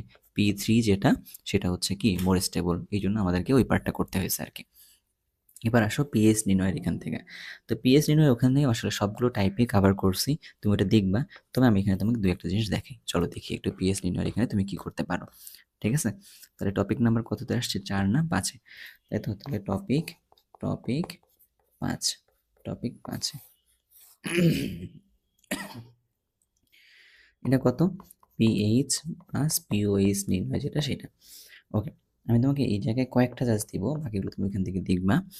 যেমন ধরো 10⁻⁵ এত মোলার কত H2SO4 এর পিএইচ কত আর কি, হ্যাঁ, এত এর পিএইচ কত, এটা একটা। আর আমরা কি করি, 10⁻⁷ মোলার সোডিয়াম হাইড্রোক্সাইড এর পিএইচ কত এটা বের করতে বলছি, পিএইচ কত এটা। আরেকটা জিনিস তোমাকে দিই, তিনটা মোটামুটি দিচ্ছি আমি তোমাকে এখানে, তাহলে একটু কাভার হয়ে যাবে সব কিছু আশা করতেছি। সো 0.1 মোলার CH3COOH এত এর পিএইচ কত, পিএইচ কত। এখানে তোমাকে বলে দিলাম কে এর মানটা হলো 10⁻⁵, ঠিক আছে। আচ্ছা, এখন এই জায়গা থেকে আমরা অ্যান্সারগুলো করি, তাহলে তুমি বুঝবা, ঠিক আছে। পিএইচ সমান কি? মাইনাস লগ অফ এইচ প্লাসের ঘনমাত্রা। এইচ প্লাসের ঘনমাত্রা এখানে কত? 10⁻⁵, বাট এখানে কয়টা এইচ প্লাস আছে? 2টা, এই জন্য একে 2 দিয়ে গুণ করতেছে আর কি। তাহলে কত হইল? যে মাইনাস লগ অফ 2 ইন্টু 10⁻⁵। এটাকে কি লেখা যায়? আমরা লিখতে পারি এরকম 5 মাইনাস লগ 2, তাই না? লগ 2 এর মান কত? 0.3। 5 মাইনাস 0.3 বিয়োগ করলে 4.7, ঠিক আছে। তো ব্যাপারটা হচ্ছে এখানে তুমি 2 দিয়ে যে গুণ করতে হবে, এই জায়গায় তোমার মাঝে মাঝে ভুল করার চান্স থাকে আর কি। একটু সাইড নোট দিয়ে বলতেছি, সালফিউরিক অ্যাসিডের জন্য কত দিয়ে গুণ করতে হবে? 2 দিয়ে। H3PO4 এর জন্য গুণ করতে হবে কত দিয়ে? 3 দিয়ে। H3PO3 এর জন্য গুণ করতে হবে কত দিয়ে? 2 দিয়ে। H3PO2 এর জন্য গুণ করতে হবে হলো 1 দিয়ে আর কি। আই গেস এটা দিয়ে ক্লিয়ার, মোটামুটি অনেক কভার হয়েছে এখানে। আচ্ছা, এবার আসো হচ্ছে আমাদের কাছে কোনটা, সোডিয়াম হাইড্রোক্সাইডের জন্য পিএইচ কত। তাহলে পিএইচ সমান আচ্ছা, পিএইচ তো নির্ণয় করতে পারবো না তাই না আমরা এখানে, কারণ আমাদের কাছে বলছে কি, এখানে বলছে সোডিয়াম হাইড্রোক্সাইড মানে পিওএইচ বের করতে হবে আগে। তাহলে পিওএইচ নির্ণয় করার উপায়টা কি? আগে হচ্ছে আমাকে পিওএইচ নির্ণয় করে এসে 14 থেকে পিএইচটা বিয়োগ করতে হবে আর কি, তাই না ব্যাপারটা? আচ্ছা চলো আগে পিওএইচটা নির্ণয় করে আসি। তাহলে পিওএইচ সমান মাইনাস লগ অফ 10⁻⁷। তবে এখানে একটা পার্ট বলার ইম্পর্টেন্ট, তুমি খেয়াল করে দেখো এখানে ওএইচ মাইনাসের ঘনমাত্রা কত? ওএইচ মাইনাসের ঘনমাত্রা 10⁻⁷। তার পানিতে যে ওএইচ মাইনাস থাকে, তার ঘনমাত্রা কত? এইটারও তো 10⁻⁷। যদি পানির ঘনমাত্রা সমান কোনো একটা ক্ষারের ঘনমাত্রা হয়, ওএইচের ঘনমাত্রা হয়, তখন অবশ্যই পানিটাকে কাউন্ট করতে হবে। কি বলছি ঘটনাটা? অ্যাসিড বা ক্ষারের দুটার ক্ষেত্রে এটা সত্যি, যে তাদের ঘনমাত্রা যদি পানির এইচ প্লাস বা ওএইচ মাইনাসের ঘনমাত্রার সাথে সমান হয়, তখন কি করতে হবে? অবশ্যই তাদেরটা যোগ করতে হবে। তাহলে এটার ঘনমাত্রা কত? 10⁻⁷। তাহলে এখানে অবশ্যই 10⁻⁷ যোগ করতে হবে আর কি, করলাম। তাহলে কত আসবে? Minus log of 2 into 10⁻⁷। তাহলে কত হবে? 7 মাইনাস লগ 2, তাহলে কত হইল? 6.7। ওকে, এবার আমি পিএইচ নির্ণয় করতে পারি। পিএইচ সমান 14 মাইনাস 6.7 বিয়োগ করলে কত হয়? বিয়োগ করলে হবে হচ্ছে 7.3। ওকে, তাহলে ব্যাপারটা বুঝতে পারছি মনে হয় আমরা। ওকে, এবার যাচ্ছে হচ্ছে 3 নাম্বারটা। এটা হচ্ছে দুর্বল ক্ষারের ক্ষেত্রে। দুর্বল ক্ষারের ক্ষেত্রে পিএইচ কীভাবে নির্ণয় করে? Minus log of alpha C এইভাবে করতে পারো, অথবা minus log of root over K A into C এভাবেও করতে পারো। তাহলে একটু দেখি কে এর মান কত? কে এর মান হচ্ছে 10⁻⁵, সি এর মান কত? 0.1, এটাকে রুট করছে। এবার আমরা যে কাজটা করব, রুটের ভিতরে গুণ করে দিলে 10⁻⁶ হয়। আমি সুবিধার জন্য একটু মানগুলোকে এভাবে করে নিচ্ছি, হ্যাঁ? প্রসেসটা তুমি জাস্ট দেখলা। তো 10⁻³ তাহলে আলটিমেটলি কত থাকলো? এখানে 3 থাকলো আর কি। সো আই গেস পিএস নির্ণয় নিয়ে কোনো ঝামেলা থাকলো না। শর্ট করে যতটুকু পারছি করানো হয়েছে। বাকিটা তুমি যদি মনে করো যে তোমার আরেকটু দেখা দরকার, তোমার হাতে সময় আছে, তাহলে তুমি অবশ্যই ডিও সুপার 30 যে টপ প্লেলিস্টটা আছে এই চ্যানেলের মধ্যে, সেটাই দেখে রাখো আর কি একটু, ওকে? আচ্ছা, তাহলে আমাদের কাছে কি গেল? পিএস পিওএসটা গেছে। এবার যাচ্ছে কোথায়? বাফার দ্রবণের ক্ষেত্রে। বাফার দ্রবণের ক্ষেত্রে ওই জায়গায় আমি আলোচনা করছি, তবু আমি এখানে তোমাকে হালকা একটু নোট দিব আর কি এখানে। নোটটা কীরকম? বাফার দ্রবণে কি হয়? বাফার দ্রবণে 2 ধরনের হয়। সেক্ষেত্রে মাথায় রাখতে হবে যে তোমার কাছে একটা উইক অ্যাসিড থাকতে হবে। ধরলাম এটা একটা উইক অ্যাসিড। পাশাপাশি ওই উইক অ্যাসিডটার একটা লবণ থাকতে হবে। ঠিক আছে? এই যে উইক অ্যাসিডে লবণ দিছি। আচ্ছা, এইটা বলো তো হয়েছে কিনা? অবশ্যই হয় নাই। কেন? বললাম কথাটা কি? এই যে অ্যাসিড, ওই অ্যাসিডে লবণ থাকতে হবে। বাট এইটা একটা উইক অ্যাসিড, এটা উইক অ্যাসিড, এটাও একটা উইক অ্যাসিডের লবণ। বাট এটা এই অ্যাসিডের লবণ না। এইজন্য কিন্তু এটা ভুল হবে আরকি। ওকে? সো এইজন্য বারবার বলব যে ভাই একটু জিনিসটাকে যেন কোন জায়গায় ভুল হয় বা কোন জায়গায় জিনিসটা কি হয় এটা মনে রাখতে হবে আরকি। ঠিক আছে? আচ্ছা। সো ভাইয়া এটা তোমাকে দেখাইলাম যে এই জায়গাটাতে তুমি কি করবা? যে তুমি এই জায়গায় হচ্ছে কি মাথায় রাখবা যে অ্যাসিড নিব ওই অ্যাসিডের লবণ হবে আর কি। আবার ক্ষারের ক্ষেত্রেও কথা সত্যি। এই যে একটা ক্ষার নিলাম, তাহলে ওই ক্ষারেরই লবণ হইতে হবে। ওই ক্ষারেরই লবণ। ওই ক্ষারের কেমন লবণ? স্ট্রং লবণ হইতে হবে আর কি। ঠিক আছে? তাহলে কি বললাম বাফার দ্রবণের ক্ষেত্রে? দুর্বল অ্যাসিড দুর্বল ক্ষার থাকবে এবং দুর্বল অ্যাসিড দুর্বল ক্ষারেরই একটা লবণ হইতে হবে আর কি। এটা হচ্ছে একটা মোস্ট ইম্পর্টেন্ট কথা। আর বাফার দ্রবণে পিএইচ কিভাবে নির্ণয় করে বলতে পারো? পিএইচ নির্ণয় করা হচ্ছে হেন্ডারসন-হ্যাসেলবাগ সমীকরণের সাহায্যে। পিএইচ সমান pKa plus log of salt divided by acid. এতে ঘনমাত্রা বা মোল সংখ্যা দুইটা দিয়েই করা যায়, দুইটা দিয়ে তুমি করতে পারবা আর কি। ওকে ভাইয়া? সো বাফার দ্রবণের ক্ষেত্রে তুমি আসলে অনেক কিছুই দেখতে পারো, জানতে পারো, বাট বেসিকটুকু হচ্ছে এরকমই। তোমাকে এইটুকু আসলে মনে রাখতেই হবে আর কি, উপায় নেই কিন্তু কোনো। ঠিক আছে? আচ্ছা, এবার যাচ্ছি হচ্ছে আমরা হাইব্রিডাইজেশনের ক্ষেত্রে। হাইব্রিডাইজেশনের ক্ষেত্রেও ওইখানে ভিডিওটা আছে, বাট আমি এখানে কিছুটা দেখাবো আর কি, যাতে করে তোমার এই ভিডিওটা যারা দেখছো তো তাদের ক্ষেত্রে যেন কিছুটা বেনিফিট যেন হয়। হ্যাঁ? আমি যেন বারবার ওই জায়গায় তোমাকে রিডিরেক্ট করবো অ্যান্ড তুমি বারবার যাবা, দেখে আসবা, এটা যেন না হয় আর কি। ওকে ভাইয়া? ওকে। তাহলে এবার চলো হাইব্রিডাইজেশনের ক্ষেত্রে কি করতেছি দেখি। টপিক নাম্বার 7, তাই না? আচ্ছা, তাহলে টপিক 7। 7 নাম্বার টপিকে কি আলোচনা করতে চাইছি ভাইয়া? আলোচনা করতে চাইছি হচ্ছে হাইব্রিডাইজেশন। হাইব্রিডাইজেশন। আচ্ছা, হাইব্রিডাইজেশনে কি আমরা যেন কিভাবে করি? আমরা করি হচ্ছে lone pair plus sigma count করি। করার পর যদি 2 হয় সেটাকে আমরা কি বলি? সেটাকে এসপি বলি। যদি 3 হয় তাহলে সেটাকে আমরা কি বলি? sp2 বলি। যদি 4 হয় সেটাকে আমরা কি বলি? sp3 বলি। যদি আর 5 হয় সেক্ষেত্রে বলি হলো sp3d বলি। যদি 6 হয় তখন সেটাকে কি বলি? sp3d2 বলি আর কি। ব্যাপারগুলো কিন্তু এরকমই, হ্যাঁ? তো ভাইয়া প্রত্যেকটা ক্ষেত্রে একটা করে এক্সাম্পল দিতে চাই, তাই তোমার জন্য একটু বেনিফিট হইলো। ওকে? মাথায় রাখতে হবে কি lone pair plus sigma bond, এভাবে কিন্তু কাউন্টগুলো করছি। তো এক্সাম্পল যদি আমরা আসি শুরুতে, তাহলে কি লিখতে পারি? ধরে লিখলাম বেরিলিয়াম ক্লোরাইড। প্রথমে লিখলাম beryllium chloride, sorry beryllium chloride, এটা একটা। আবার ধরো তোমার কাছে লিখলাম HCHO, এটা একটা লিখলাম এক্সাম্পলের জন্য। আবার ধরো তোমার কাছে লিখতেছি C2H6, এটা একটা লিখছি, যৌগ নিলাম। ঠিক আছে? তারপরে তোমার কাছে নিব হচ্ছে PCl3I2, এভাবে নিলাম আর কি। একটু জটিল টাইপের নিলাম যেহেতু আগে কিছু করছি আমরা, তাই না? তারপরে হলো এখান থেকে দেখানোর পরে তোমার কাছে নিব হলো এরকম, ধরো যে XE OF4 নিলাম আর কি, এরকম একটা নিলাম। আবার ধরো তোমার কাছে নিব হলো SF6, এই 6টা করি, তাহলে ক্লিয়ার হয়ে যাবে। কীভাবে করব? প্রথমত গঠন ড্র করব। এই যে বেরিলিয়ামের বাইরের শেলে আছে 2টা ইলেকট্রন, দিলাম এখানে একটা ক্লোরিন, এখানে একটা ক্লোরিন, 2টা ক্লোরিন গেল। তাহলে এখানে লোন পেয়ার কয়টা আছে বেরিলিয়ামে? 0। সিগমা আছে কয়টা এখানে? 2টা। যোগ করলে তাহলে কত হলো? 2। 2 মানে sp টাইপের হাইব্রিডাইজেশন। আমরা যদি এখানে যাই, কার্বনের বাইরের 4টা ইলেকট্রনের সাথে একটা অক্সিজেন ডাবল বন্ডে গিয়েছে, 2টা জায়গায় 2টা হাইড্রোজেন আছে আর কি। তাহলে এখানে লোন পেয়ার কয়টা আছে কার্বনে? 0। সিগমা আছে কয়টা এখানে? 3টা। কেমনে 3টা হলো বলো তো? 3টা হলো এই যে একটা সিগমা, 2টা সিগমা, 3টা সিগমা, এভাবে। আর একটা পাই কিন্তু কাউন্টে আসে না। তাহলে সিগমা থাকলে কটা 3টা, যোগ করে তাহলে কত হলো 3, 3 হলে কি হয় sp2 হয় আর কি। আবার যদি আমরা লিখি C2H6, তাহলে C2H6 মানে 2টা কার্বন, সবগুলোর মধ্যে হাত দিচ্ছি, দেওয়ার পরে প্রত্যেকটা জায়গায় আমরা হাইড্রোজেন অ্যাড করে দিচ্ছি আর কি। হাইড্রোজেন অ্যাড করে দিলাম, দিয়ে এবার কাজ কি, প্রতিটা কার্বন একটা করে সেন্টার, সবার ক্ষেত্রে আমাকে lone pair and sigma count করতে হবে। তাহলে এই কার্বনের জন্য একটু চলো তো দেখি কি হয়। একটা সিগমা, দুইটা সিগমা, তিনটা সিগমা, চারটা সিগমা। তাহলে এর মধ্যে লোন পেয়ার তো আমি কোথাও পাচ্ছি না। সিগমা তাহলে কয়টা আছে এখানে, 4টা, যোগ করলে কত হলো 4, 4 মানে তাহলে কি হবে sp3 হবে আর কি, দুটা কার্বনের ক্ষেত্রে sp3।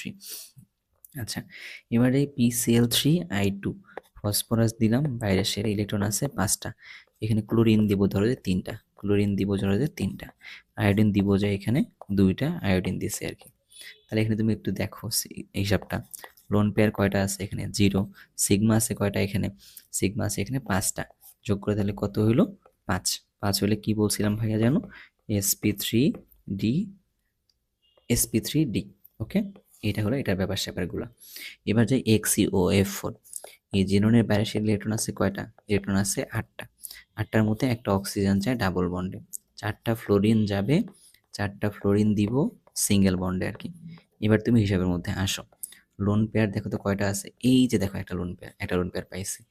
সিগমা কয়টা আছে, 1টা 2টা 3টা 4টা 5টা, তাহলে 5, 5 আর 1 যোগ করলে কত হয়, 5 আর 1 করলে 6 হয়, 6 মানে তাহলে কি হবে sp3d2।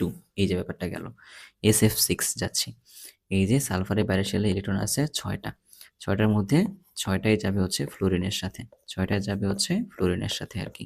তাহলে গেল 6টাই ফ্লোরিনের সাথে গেল। তাহলে লোন পেয়ার এখানে কয়টা আছে, লোন পেয়ার আছে এখানে 0, সিগমা কয়টা আছে, সিগমা আছে 6টা, যোগ করতে হলে কত হলো 6, আর 6 হলে sp3d2 আর কি। তো এই হলো আমাদের কাছে হাইব্রিডাইজেশন নির্ণয়গুলো। সো মোটা দাগে ভাই এখানে অনেকগুলো করাইছি তাই না, এর আগেও তো ওই ভিডিওতে অনেকগুলো আলোচনা করা আছে। আর ওই ভিডিওর মধ্যে আমরা বন্ধন কোণ নিয়েও আলোচনা করছি, জাস্ট বন্ধন কোণ কখন কমে, যদি লোন পেয়ার থাকে সেক্ষেত্রে কমে। ধরো আমরা সব কিছু সিগমা দিয়ে করছি আর কি, সিগমা দিয়ে সবগুলো আসছে, তাহলে এসপি মানে 180 হবে, sp2 মানে 120 হবে, তারপরে sp3 মানে 109.5 হবে। যদি এটা হয় তাহলে 120 ডিগ্রি অ্যান্ড 90 ডিগ্রি দুইটা হবে, এটা মানে হচ্ছে 90 ডিগ্রি হবে কখন, যদি সিগমা দিয়ে সবগুলো হয়। লোন পেয়ার থাকলে কি হবে, লোন পেয়ার থাকলে এখান থেকে কিছুটা হলেও কমে যাবে আর কি, বন্ধন কোণ কমে যাবে। বুঝতে পারছি কেন, কারণ ভ্যালেন্সির ইলেকট্রন পেয়ার রিপালশন থিওরি মতে এটা কমে যাওয়ার চান্স থাকে আর কি। আই গেস ব্যাপারটা বোঝা গেল। তাই 7 নম্বর টপিকটাও কিন্তু আমরা শেষ করে ফেললাম। এবার যাব হচ্ছে পরের টপিকে, তাই না, অ্যাসিড বেজের ক্ষেত্রে। আচ্ছা, আমি তোমাদেরকে এখানে অ্যাসিড বেজ ওইখানে ডিরেক্ট করব, তবে অ্যাসিড বেজ এখান থেকে আমি তোমাকে হালকা একটু আলোচনা করতে চাই আর কি। অ্যাসিড বেজ কাকে বলে, অ্যাসিড বেজে তো যারা H প্লাস দিলেই অ্যাসিড, H প্লাস দান মানে অ্যাসিড, ক্লিয়ার কথাটা। আরেকটা হলো কি রকম, H প্লাস গ্রহণ, গ্রহণ অথবা OH মাইনাস দান, এটা কি তোমার কাছে ক্ষার। আবার তুমি যদি ইলেকট্রন দান করো কোথাও তাহলে সেটা হচ্ছে ক্ষার, আর ইলেকট্রন যদি গ্রহণ করো তাহলে সেটা হলো তোমার কাছে অ্যাসিড। তাহলে এইটা কি বললাম, এটা ভাইয়া বললাম হচ্ছে অ্যাসিড, এটা ভাইয়া বললাম অ্যাসিড। আর এটা কাদের শর্ত বলছি, এটা বলছি হচ্ছে ক্ষার, এটা বলছি হচ্ছে ক্ষার। ওকে, আচ্ছা, এর বাইরে অ্যাসিড ক্ষারের মধ্যে তোমাকে আমি আরেকটা আলোচনা করাই দিই। যদি তুমি কোথাও প্লাস দেখো, কোনো জায়গার মধ্যে প্লাস আছে, তার মানে সে হলো অ্যাসিড, ঠিক আছে। আর কোথাও যদি তুমি দেখো মাইনাস আছে, তার মানে সে কি একটা, তাহলে সে হলো একটা ক্ষার, ঠিক আছে। আচ্ছা, তো এটা নিয়ে যদি তোমার কনফিউশন লাগে তাহলে একটু ক্লিয়ার করে দেওয়া মানে বেটার হয়, তাই তো। আচ্ছা, আমি এই জায়গায় লিখে ফেলছি, তো তো উপায় তো নাই, আমি একটু ডান পাশে বাম পাশে লিখি আপাতত, তারপর 9 নম্বর থেকে আমরা ওইদিকে শুরু করবো আর কি। যেমন ধরো আমি এটাকে ভাগ করে নিলাম, যেমন ধরো যে CO3 2 মাইনাস মাইনাস আছে, তার মানে তুমি এটাকে কি বলবা, তাহলে তুমি এটাকে বেস বলবা আর কি। ধরো তুমি লিখলা হচ্ছে NO2 প্লাস, প্লাস আছে না, তাহলে তুমি এটাকে অ্যাসিড বলে ফেলো আর কি, এরকম। ধরো তুমি কোথাও পাইছো হচ্ছে Fe3 প্লাস, তুমি কি বলবা এটাকে, তুমি এটাকে বেস, তুমি এটাকে অ্যাসিড বলে ফেলো আর কি, ঠিক আছে। তুমি কোথাও Cl মাইনাস পাইছো, মাইনাস পাইছো মানে তুমি এটাকে বেস বলে ফেলো, ঠিক আছে। এখন এদের ক্ষেত্রে Luis acid, Luis base, Arrhenius মতবাদ, সবগুলো মতবাদ আছে, 3টা মতবাদ। আমি সেম ভিডিওটা আমি আরেকবার রিপিট করতে চাই না, ওইখান থেকে দেখতে বলবো। বাট এখান থেকে যে তথ্যগুলো তুমি পাইলা, এগুলো তোমার কাছে একটা কাজের তথ্য দিবে আর কি। এর মধ্যে এই লুইস অ্যাসিড, লুইস বেস, তারপর হচ্ছে অণুবন্ধী অ্যাসিড ক্ষার, হ্যাঁ? এই জিনিসগুলোর দিকে একটু নজর রাখতে হবে। ঠিক আছে ভাইয়া? ওকে। এবার যাই হচ্ছে আমরা আদর্শ অ্যান্ড বাস্তব গ্যাস। এইটা হচ্ছে আমাকে এখানে আলোচনা করতে হবে আরকি। Topic number 9। টপিক নাম্বার 9 এ আলোচনা করব। চলো দেখি একটু। তাহলে হচ্ছে টপিক 9। টপিক নাম্বার 9 কি ছিল যেন? আদর্শ অ্যান্ড বাস্তব গ্যাস। আচ্ছা। আদর্শ অ্যান্ড বাস্তব। Ideal gas and Real gas. Ideal gas, Real gas কারা? ঠিক আছে? হ্যাঁ, এক্সিস্ট করে কিনা আইডিয়াল গ্যাসগুলো? না, এক্সিস্ট করে না। ঠিক আছে? তো এটা কখন এক্সিস্ট করে?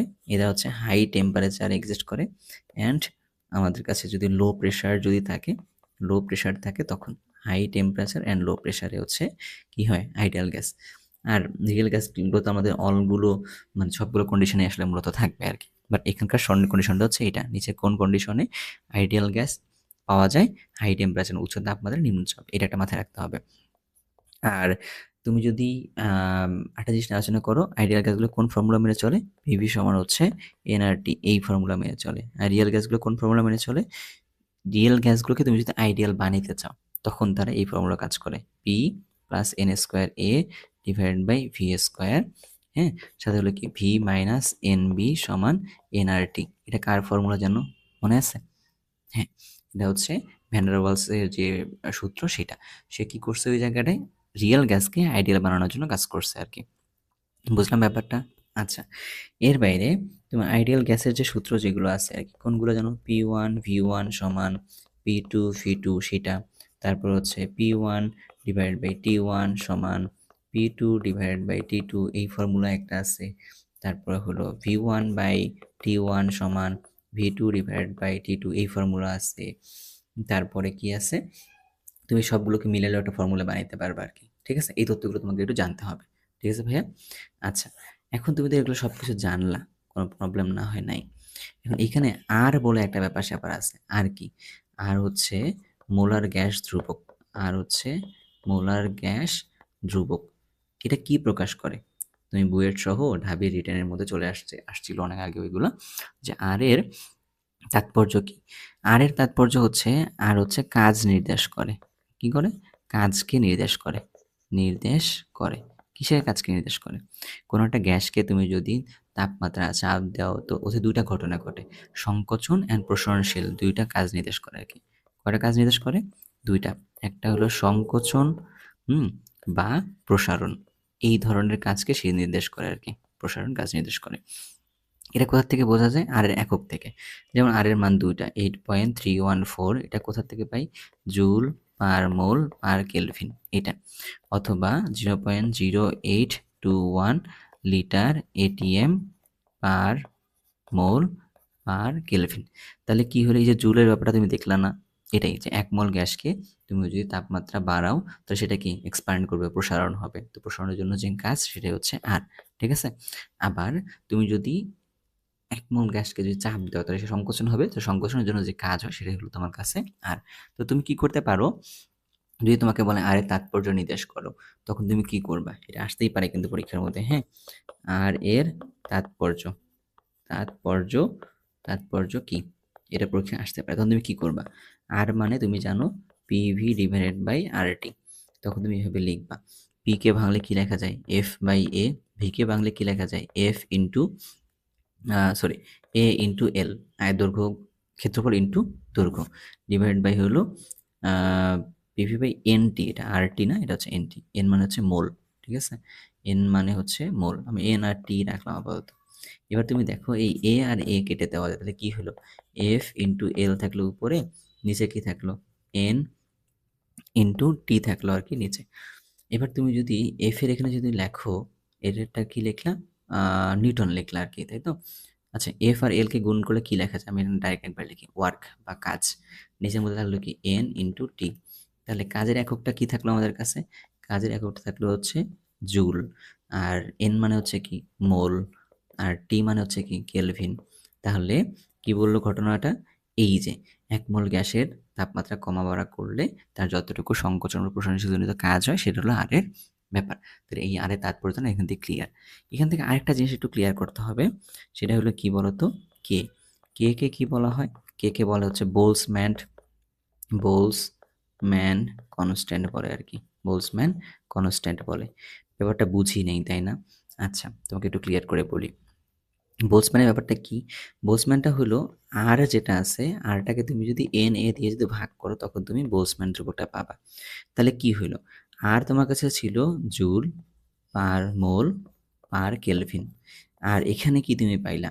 তুমি হচ্ছে পাইলা ১ মোলের মধ্যে কতটি অণু থাকে সেটা। তাহলে তুমি লিখলা এখানে কিরকম মলিকিউল মানে অণু আছে কতটা, পার মোলে কতটা অণু থাকে। তাহলে পার মোল কেটে দিলাম। তাহলে আল্টিমেটলি কি হলো?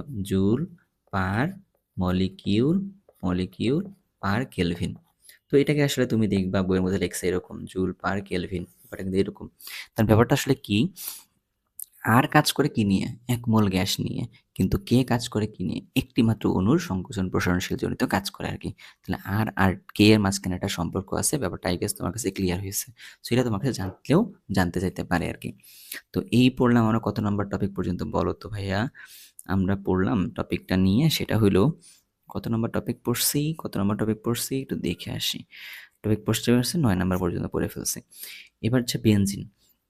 সো বেনজিন টপিকটা নিয়ে আমার মনে হয় আমি তোমাকে রিডিরেক্ট করবো হচ্ছে আগের ভিডিওতে রিডিরেক্ট করবো, কারণ বেনজিন অনেকগুলো রিয়াকশন লিখছিলাম। সো এখান থেকে আলোচনা করার মতো আমার কাছে খুব একটা ডিটেলস নাই, বাট বেনজিনের কিছু বিক্রিয়া পড়তে হবে। তো বিক্রিয়াগুলোর মধ্যে আমি তোমাকে বলবো তুমি হচ্ছে অ্যালকাইলেশন দেখো, অ্যালকাইলেশনটা দেখো, অ্যালকাইলেশন দেখলা। এরপরে তুমি এখানে দেখো হচ্ছে যে অ্যাসাইলেশনটা দেখো। এগুলো হচ্ছে Fidel craft alkylation and acylation বিক্রিয়া, সেটা। দেন তুমি হচ্ছে এখান থেকে নাইট্রেশনের যে রিঅ্যাকশনগুলো হয় সেইগুলো দেখো আর কি। সো মোটা দাগে এই সব কিছুই আমরা আগের ভিডিওতে কনভার্ট করছি, আলোচনা করছি। তো তুমি এটাকে দেখে নিতে পারলে খুবই বেটার আর কি।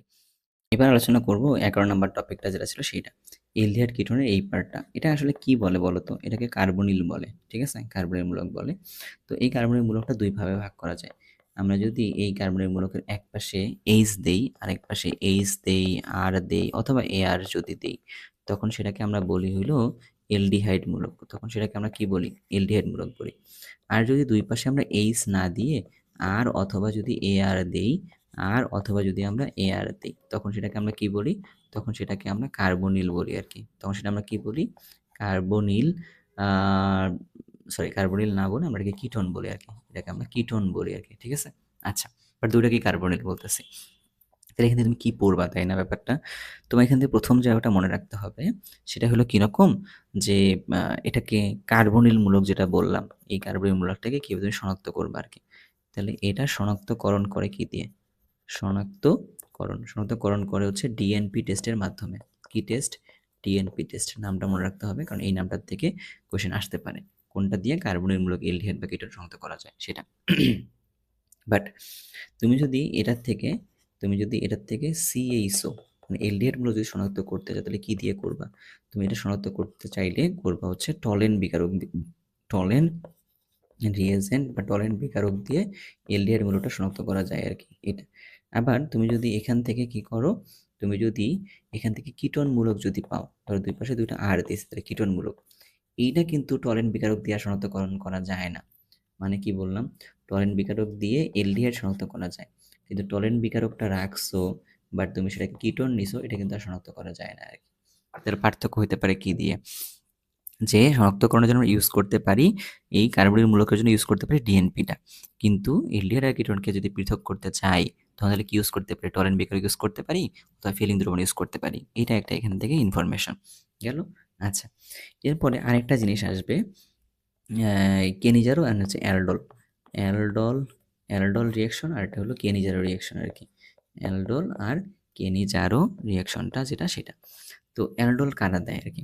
অ্যালডল যারা দেয় আলফা হাইড্রোজেন যুক্ত কোনো একটা এলডিহাইড বা কিটোনমূলক তারা। আর কেনিজারো কারা দেয় আছে? আলফা হাইড্রোজেন বিহীন তারা যারা থাকে তারা কেনিজারো বিক্রিয়াটা দেয়। যেমন ধরো এই যে এইচ, এইটা, তাই না? এটা কি কোনটা তাহলে দিবে বলো তো? খেয়াল করে দেখো ভালো করে। এইটা হচ্ছে আমাদের কাছে কার ফাংশনাল গ্রুপ বা ধরো কার্যকরী মূলক। এইটার পাশে যে কার্বনগুলো থাকে তাকে বলা হয় আলফা কার্বন। খেয়াল করে দেখো তো, এখানে তো পাশে কোনো কি নেই, কার্বনই নেই। তাহলে এই হাইড্রোজেন কি আমার আলফা হাইড্রোজেন হবে? না, হবে না। তার মানে কি এটাকে আমাকে অ্যালডোল বিক্রিয়া দিবে? অবশ্যই দিবে না। তাহলে কি করবে? এই পুরো ব্যাপারটা আমাদেরকে দিবে হচ্ছে কি কেনিজারো রিয়াকশন দিবে। বুঝতে পারছি ব্যাপারটা? ওকে। এবার যদি যাই তাহলে কে আমাকে দিবে? আমাদের কাছে ওইটাই দিতে পারে, তবে এখানে হাইড্রোজেন রাখলাম, আলফা হাইড্রোজেন কিন্তু দিইনি।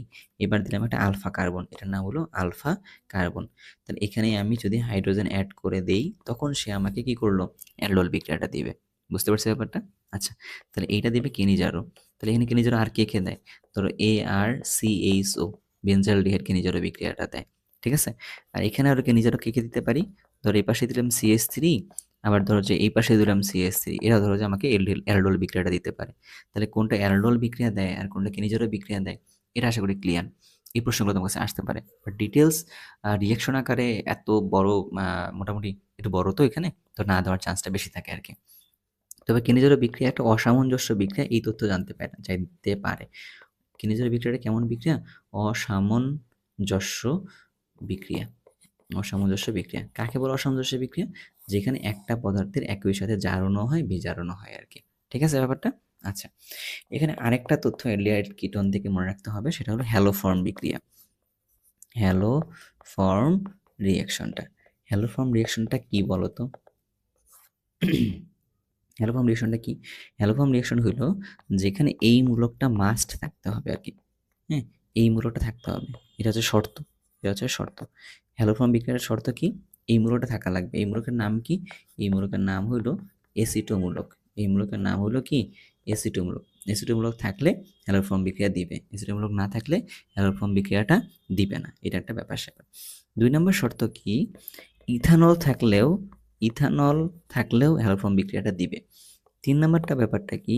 অ্যালকোহল 2, অ্যালকোহল 2 মানে 2 নাম্বার কার্বনে অ্যালকোহল মূলকটা আছে, তারাও হ্যালোফর্ম বিক্রিয়াটা দিবে। তাহলে হ্যালোফর্ম বিক্রিয়া দেয় কারা কারা আর কি? এই 3টা হ্যালোফর্ম বিক্রিয়াটা দেয়। কারা কারা দেয়? এসিটো মূলক থাকলে দেয়, ইথানল দেয়, আর হচ্ছে কি অ্যালকোহল 2 নাম্বার অ্যালকোহল যেটা সেটা দেয় আর কি। বুঝতে পারছি? ওকে, তাহলে এটা হচ্ছে শর্ত। আরেকটা যদি শর্তের কথা বলি, এটা হচ্ছে গেল শর্ত নাম্বার 1। আরেকটা যদি শর্তের নম্বরের কথা বলি, এখানে একটা হ্যালোজেন থাকবে, ধরো যে X2 থাকে, পাশাপাশি এখানে একটা বেস দিতে হয়, সোডিয়াম হাইড্রোক্সাইড বা অ্যামোনিয়াম হাইড্রোক্সাইড, দিলে হ্যালোফর্ম বিক্রিয়াটা কাজ করে। তাহলে আমরা একটা কাজ করি, আমরা একটা অ্যালকোহল নিই, আমরা একটা অ্যালকোহল দিয়ে দিই, এই একটা অ্যালকোহল, হ্যাঁ, তার সাথে দিলাম হচ্ছে 2 নাম্বার কিন্তু অ্যালকোহল। কেন? কারণ এই যে 2 নাম্বার কার্বনের মধ্যে OH আছে, এই জন্য এটার নাম কি হয়েছে? অ্যালকোহল 2। এর সাথে যদি আমি হ্যালোফর্ম যদি বিক্রিয়াটা দেই, ধরো একটা ক্ষারের উপস্থিতি বিক্রিয়াটা দিচ্ছি, তখন তাহলে কি হবে? এই যে 1 নাম্বার কার্বন, কেন আমাদের বারবার এটা দরকার? কারণ এখান থেকে আমাদের হ্যালো ফর্মটা জেনারেট হবে, HSX3, এর হচ্ছে হ্যালো ফর্ম। ঠিক আছে? এর সাথে কি হইলো? আর বাকি যে উল্টা পার্ট যেটা আছে, এই পার্ট থেকে একটা অ্যাসিড থাকবে আর কি। এই পার্টের একটা অ্যাসিড, সেটা আবার ক্ষারের সাথে মিলে লবণ তৈরি করবে আর কি। ঠিক আছে? সো আমরা ওদিকে যাচ্ছি না, আমাদের কাছে এই হ্যালো ফর্মটা তৈরি করা পর্যন্ত মূল শর্ত এইটা। সো শর্তগুলো একটু ভালো করে পড়তে হবে। এটা হচ্ছে এখানকার মূল কথাবার্তা। গেল? আচ্ছা, তাহলে আমাদের কাছে কি যাবে এবার? আমাদের কাছে যাবে হচ্ছে অ্যালডিহাইড কিটোনটা গেল। এবার দেখব হচ্ছে কোনটা ঘনমাত্রা নির্ণয়ের পার্টটা আর কি। আচ্ছা, ঘনমাত্রা নির্ণয়ের পার্ট নিয়ে চলো একটু আলোচনা করি। 12 নম্বর টপিকটা। লেন্থ একটু বড় হয়ে গেল ভিডিওটা, কারণ এক ভিডিওতে সম্পূর্ণটা রাখার চেষ্টা করছি। ঠিক আছে? তো 12 নম্বর টপিকের মধ্যে ঘনমাত্রা যেটা নিয়ে আলোচনা করছি সেটা। ঘনমাত্রা কিভাবে বের করবা, তাই না? ঘনমাত্রা বের করার জন্য উপায় তো অনেকগুলো আছে। মোলারিটি আছে, তাই তো? তারপরে কি আছে? নরমালিটি আছে, নরমালিটি আছে, পিপিএম আছে আর কি। তোমরা এই 3টা পার্ট দেখো, সাথে একটা পার্সেন্টেজটাও দেখে রাখো আর কি, এরকম। তাহলে মোলারিটি থেকে নরমালিটিতে কিভাবে যায়? যাওয়ার ফর্মুলা কি যেন ছিল? N সমান S/E। এটা হচ্ছে আমাদের কাছে এখানকার ফর্মুলা। এটা হচ্ছে এখানকার ফর্মুলা। সেটা একটু অফ করে নিই এখানে, কারণ নতুন একটা পেজ নিছিলাম তো, আগের পেজের তুলনায় পেজটা বড় হয়ে গেছে, এটা এখানে নিছি। ওকে। আবার তুমি যদি নরমালিটি থেকে যদি মোলারিটিতে যেতে চাও, তাহলে হচ্ছে একই কিন্তু ফর্মুলা হলো, তাই না? এই ফর্মুলাটাকে ইউজ করতে পারবে আর কি। আবার তুমি যদি মোলারিটি থেকে যদি পিপিএম আসতে চাও, তো তখন তুমি কোন ফর্মুলা ইউজ করবে আমাকে বলো তো একটু। হ্যাঁ, তোর মনে আছে ফর্মুলাটা কোনটা জানো? ফর্মুলাটা হচ্ছে এরকম, পিপিএম এ ঘনমাত্রা ধরলাম, আমরা ঘনমাত্রাটা লিখলাম, ঘনমাত্রায় লিখলাম সমান কি হইল? S/M/10⁻³ এটা হচ্ছে আমাদের কাছে ফর্মুলাটা। করলে কোথায় চলে যাবে? করলে হচ্ছে পিপিএম এ চলে যাবে। তারপরে কি হলো? মোলারিটি থেকে পার্সেন্টেজে যাওয়ার উপায়টা কি? পার্সেন্টেজে যাওয়ার উপায়টা কি? পার্সেন্টেজে যাওয়ার উপায়টা হচ্ছে ঘনমাত্রা সমান হলো 10x/m। এটা হচ্ছে ফর্মুলা। আচ্ছা, ফর্মুলাগুলো তো জানলাম, তাই না? আমাদেরকে কি করতে হবে? ম্যাথ তো করা লাগবে, তাই তো? চলো একটু ম্যাথ করে আসি। ধরো তোমাকে বলছে 1.06% W/V সোডিয়াম কার্বনেট কার্বনেট এটার ক্ষেত্রে আমাকে কি কি বের করতে বলছে আমরা এটা দেখি। এটার ক্ষেত্রে ধরো যে বলছে যে মোলারিটিতে কত, এস কত, এটাকে আমাকে বলছে এটার জন্য এন নর্মালিটিতে কত, এটাকে আমাকে বলছে পিপিএম এ কত। এই তিনটা জিনিস আমাকে বের করতে বলছে। পিপিএম, এস কীভাবে বের করবো? আমি ওই যে এস বের করার ফর্মুলা আমি জানি, তখন কি যেন দেখলাম 10 × x/m। তাহলে এক্স বলতে কোনটা? এইটা হচ্ছে আমাদের দেখছে এক্স। তাহলে 10 × এর মান কত? 1.06। ঠিক আছে, এম এর মান কত? 106। এর আণবিক ভর হচ্ছে 106। 106 গেল। তাহলে কি করতে হবে আমাদের কাছে? আমরা লিখি 10 × 106 ইন্টু নিচে লিখলাম 100। কেন? এই দশমিক তুলে দিয়ে হিসাব করছি আর কি। তাহলে এটা কাটলাম, তাহলে কত থাকলো? 0.1, তাই তো? আচ্ছা, তাহলে আমি এস এর মান পাইছি, এস এর মানটা হচ্ছে এত। এবার আমাকে করতে হবে কি? এন এর মানটা বের করতে হবে। তো এন এর মান কীভাবে করবো? এস ইন্টু ই। এস এর মান হচ্ছে 0.1, ই এর মান কত? 2, কারণ এটাতে দুইটা ক্ষার ও এইচ এর সমতুল্য পরিমাণে হিসাব নিকেশ করে আর কি এটাকে। তাহলে 2, তাহলে কত আসবে? 0.2। নর্মালিটিকে এন দিয়ে প্রকাশ করছে। পিপিএম কীভাবে বের করে?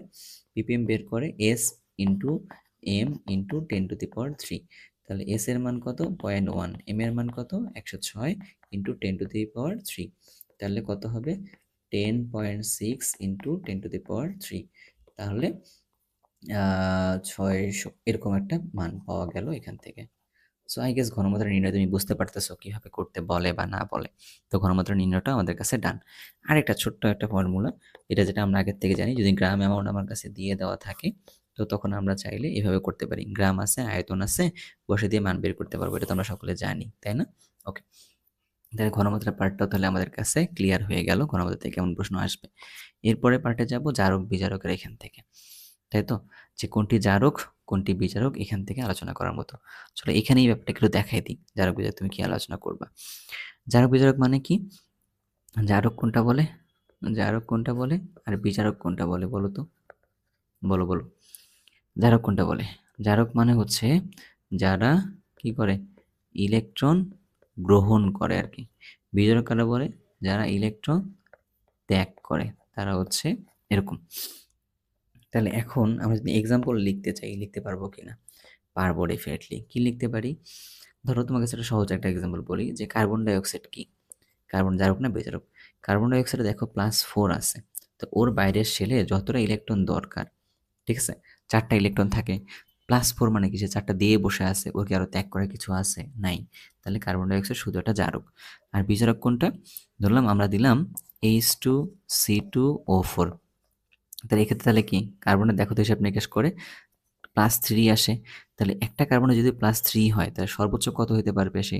সে একটা ত্যাগ করতে পারবে আরও, কারণ 4টা হতে পারবে সর্বোচ্চ। এই জন্য তাহলে সে বিজারক হিসেবে কাজ করতে পারে। তাহলে জারক বিজারকের আমরা একটু আরও কয়েকটা প্র্যাকটিস করলে খারাপ হয় না, তাই না? তাহলে কার্বন ডাইঅক্সাইড কি? আমরা দেখলাম জারক, জারক। আর বিজারক কোনটা? বিজারক কোনটা? লিখলাম হচ্ছে H2C2O4 বিজারক, ঠিক আছে? আর এই ডান পাশে লিখবো হচ্ছে বোথ। হ্যাঁ, জারক বিজারক উভয় হিসেবে কাজ করে, তাহলে তোমার কাছে ক্লিয়ার হয়ে যাবে। ধরো তোমার কাছে লিখলাম সোডিয়াম, সে শুধু ইলেকট্রন ত্যাগ করে, তার মানে জারক, বাট বিজারক। বাট সোডিয়াম প্লাস, তাহলে সে কি ইলেকট্রন গ্রহণ করবে, তার সে হচ্ছে কি জারক। আবার ধরো যে H2O2, অক্সিজেনের জারণ মান কত? -1, সে ছাইড়া দিলে অক্সিজেন -2 হইতে পারবে, অর্থাৎ সে এখান থেকে পানিতে রূপান্তর হইতে পারবে। আবার সেই ইলেকট্রনটা ত্যাগ করে দিয়ে O2 মানে জিরোতে যাইতে পারবে, তার মানে সে জারক বিজারক উভয় হিসেবে কাজ করতে পারে। আবার ধরো SO2 এর কথা বলি, এখানে কত?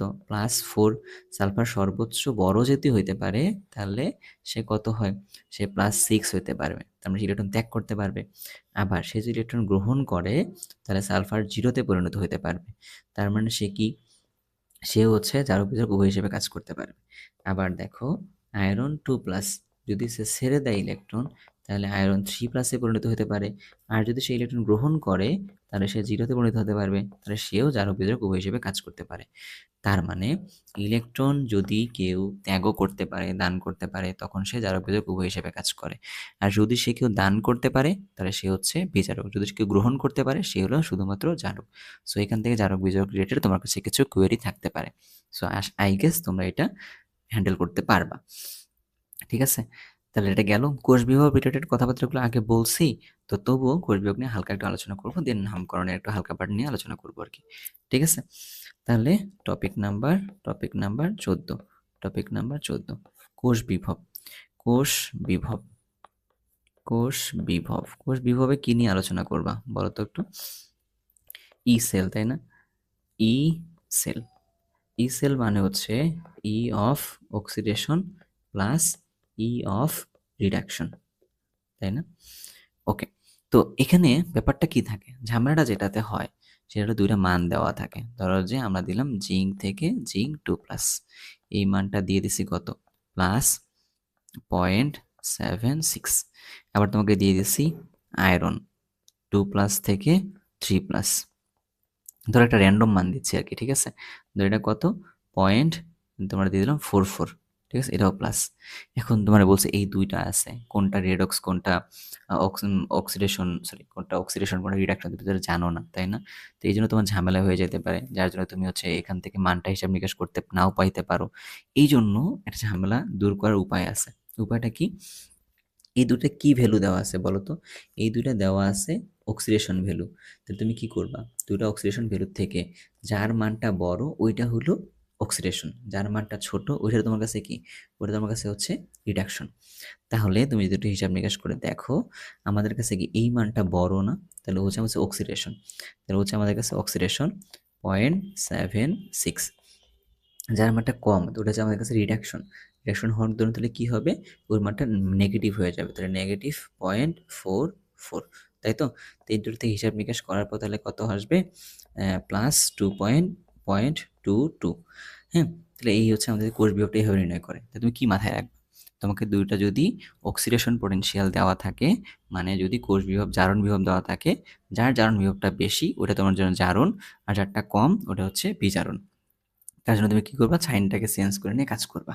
ঠিক আছে ব্যাপার না? বিজারণ বিভাগের ক্ষেত্রেও সেম, যার বিজারণ বিভবটা বেশি ও হচ্ছে বিজারণ, যার বিজারণ বিভবটা কম ও হচ্ছে জারণ, তখন সাইনটাকে চেঞ্জ করে নিয়ে কাজ করবা আর কি। বুঝলাম? আচ্ছা, এরপরে যাচ্ছি হচ্ছে লাস্ট টপিকটা, টপিক 15 টপিকে কোনটা, নামকরণের এখান থেকে।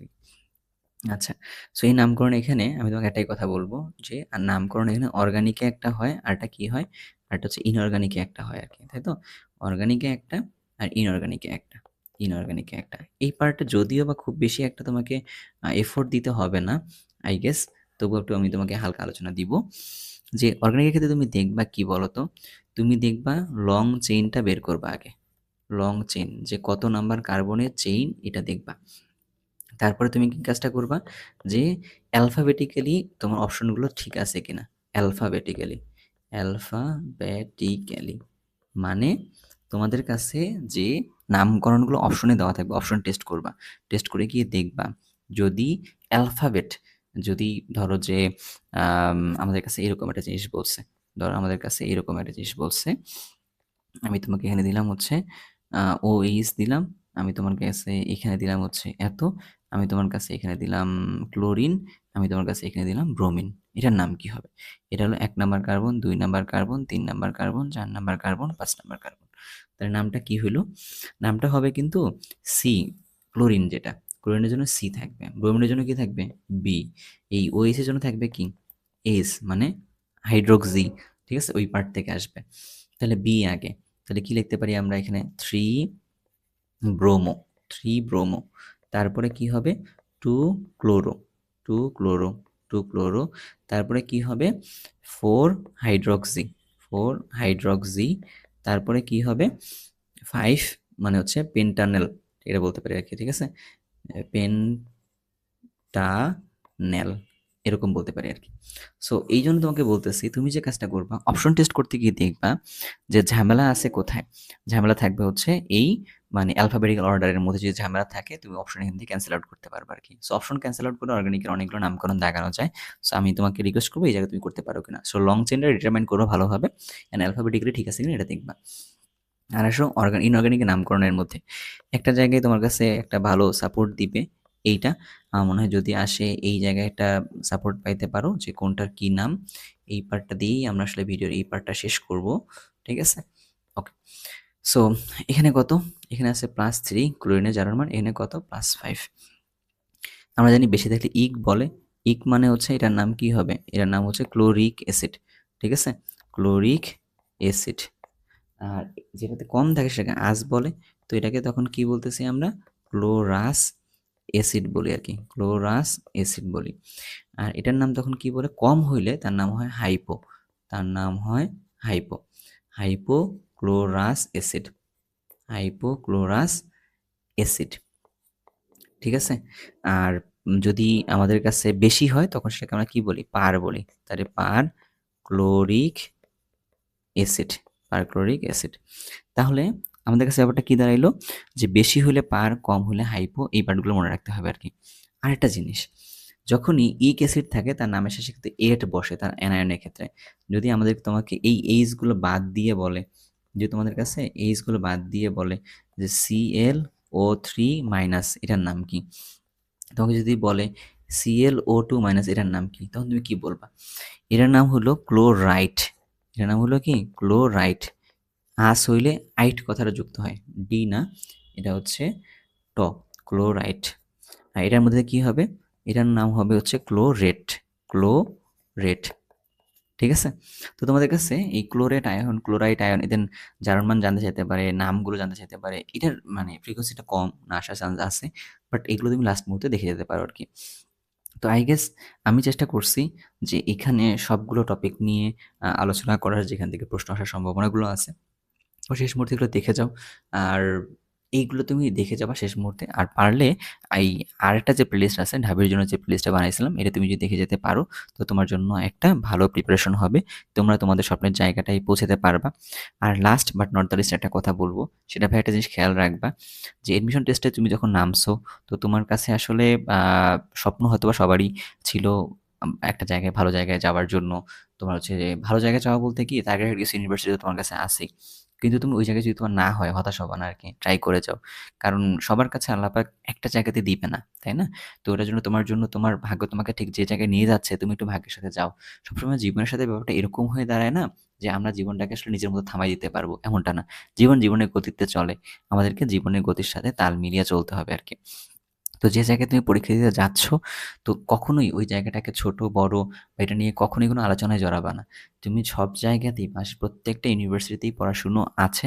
তুমি পড়াশোনা যদি করো তো অবশ্যই পড়াশোনা করে ভালো জায়গায় যাওয়া যায়। সব জায়গাতেই সবকিছু করার সুযোগ আছে। এটাই তোমার একমাত্র উপায় না। এইজন্য আমি তোমাদেরকে বলব যে তোমার টার্গেটেড ইউনিভার্সিটি মিস হইছে কিনা, তোমার বিগত কয়েকদিনে তোমার হইছে কি হয় নাই, এই আলোচনাগুলো নিয়ে পরীক্ষার মধ্যে বসবা না। তুমি যে আলোচনা নিয়ে পরীক্ষার মধ্যে বসবা যে আল্লাহ পাক আমার জন্য যেটা বাজেট রাখছে আমি সেই জায়গায় যাচ্ছি। তো আমার এফোর্ট কম আছে কিনা? আমার এফোর্ট বেশি আছে কিনা? এফোর্ট যথাযথ আছে কিনা? এই এফোর্ট তোমার কতটুকু আছে? এই জায়গায় কোয়েশ্চেন করে সামনে আগায় যাও। আমি বিশ্বাস করি তোমরা যারা প্রিপারেশনটুকু নিচ্ছ, তোমরা সবাই ভালো করবা এবং তোমরা ভালো করলে আমার ভালো লাগবে আরকি। ধন্যবাদ তোমাদের সবাইকে। আজকে আমি মানে খুবই স্লো পেসে কথা বলছি। I am so sorry for that যদি তোমাদের শুনতে কোথাও খারাপ লেগে থাকে। আর তোমাদের যদি কোনো কোয়েরি থাকে তোমরা জানাতে পারো। আমি চেষ্টা করব তো শেষ মুহূর্তে এরকম কিছু ভিডিও করে দেওয়ার জন্য আরকি। ধন্যবাদ তোমাদের সবাইকে। আল্লাহ হাফেজ।